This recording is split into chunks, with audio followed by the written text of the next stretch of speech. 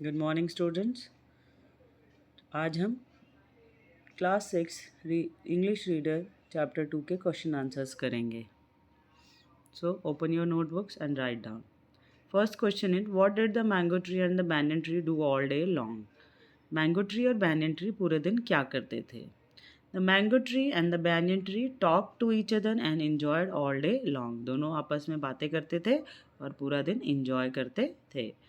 What did the mango tree want to drive away the animals away? क्यों उनको भगाना चाहता था आम का पेड़ जानवरों को? The mango tree wanted to drive the animals away because he hated them. वो उनसे नफरत करता था. He said they roar loudly and smell bad. वो बहुत ज़ोर से दहाड़ते हैं और उनमें से बहुत गंदी बदबू आती है.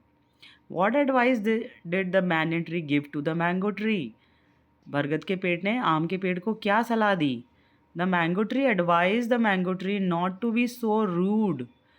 इतना रूड होने की ज़रूरत नहीं है। Told him that trees and animals need each other. उसने बोला कि ट्रीज़ को और एनिमल्स को एक दूसरे की आवश्यकता होती है, इसलिए उन्हें प्यार से एक दूसरे के साथ मिलजुल कर रहना चाहिए। D part, what happened when the banyan tree cried out for help. क्या किया बैनियन ट्री ने, बरगद के पेड़ ने, जब उसने देखा कि जो लकड़हारे थे वो आम के पेड़ को काटने लगे थे। When the banyan tree cried out for help, his voice was heard by the wild animals. तो banyan tree ने भी ज़ोर ज़ोर से चिल्लाना शुरू किया, हेल्प हेल्प, और उसकी आवाज़ को जंगली जानवरों ने सुन लिया। They rush towards the banyan tree, और वो भागकर बरगद के पेड़ के नीचे आए। Which made the wood cutters ran away. ये बात सुनकर लकड़हारे जैसे उन्होंने देखा कि जंगली जानवर हमारी तरफ आ रहे हैं, वो वहीं पर अपनी कुल्हाड़ियाँ छोड़कर भाग खड़े हुए। What lesson do you learn from this story. आपने क्या पाठ पढ़ा इस चैप्टर से, क्या आपको सीख मिलती है? Sharing and caring is essential. बहुत ज़रूरी है आपस में। Trees and animals need each other to stay happy and safe. पेड़ों को और जानवरों को एक दूसरे के साथ मिलकर वो खुश रह सकते हैं और सेफ रह सकते हैं।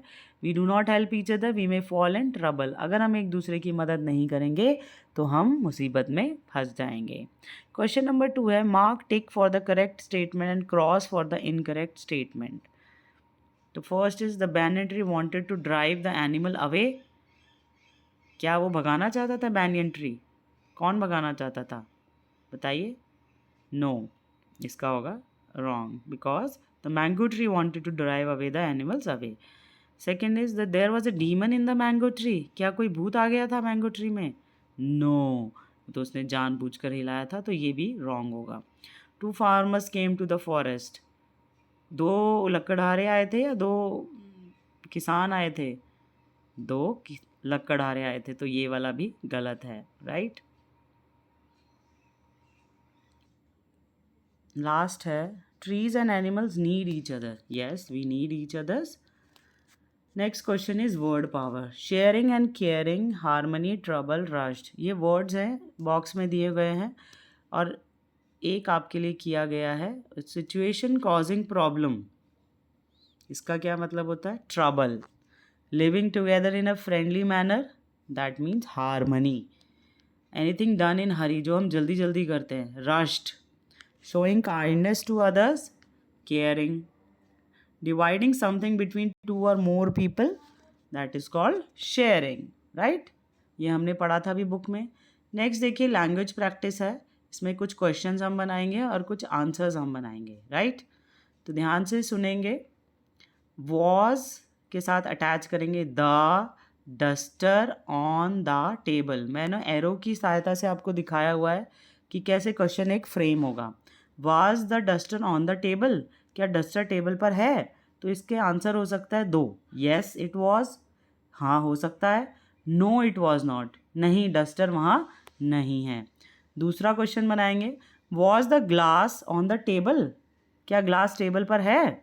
इसके भी दो आंसर्स हो सकते हैं, yes it was, no it was not, right. अब ऐसे ही जब एक चीज़ होती है तो हम वॉज का प्रयोग करते हैं, लेकिन जब एक से अधिक चीज़ें होती हैं तो हम वर का प्रयोग करते हैं। Were the books on the table, हो भी सकती है और नहीं भी। येस दे वर आंसर, या no they were not. Last, were pens on the table, क्या टेबल पर पेन है?